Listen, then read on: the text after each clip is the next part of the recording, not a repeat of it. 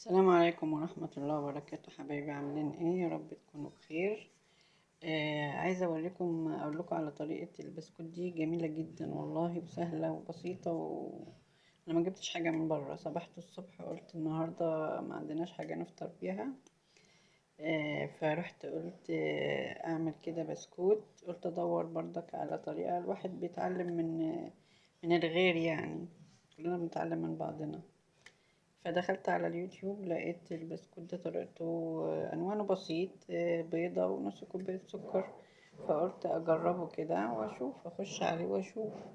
فدخلت عليه ما شاء الله، يعني لقيته مكوناته عندي، مش هنزل أجيب حاجة من بره. فرحت بسم الله ما شاء الله قلت أجربه.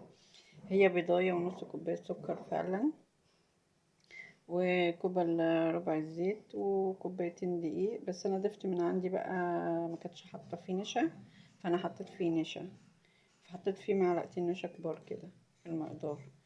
وبيكنج باودر، نص معلقه كبيره بيكنج باودر، وباكو فانيليا. دي مكوناته. فعجبتني جدا ما شاء الله لما طلع. ومعلقه ينسون كبيره ما شاء الله عليه. بصوا، الله اكبر. بصوا عمل ازاي. يعني ما كنتش اتخيل ان هو يطلع بالنعومة بس اللي عمل له النعومة دي اللهم صل على سيدنا محمد. النشا.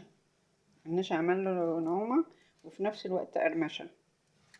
لان هي لما كسرت اللي هي عملته، لما كسرت البسكوتة قدامي كان فيها طراوة، ما كانش فيها القرمشة دي بصراحة.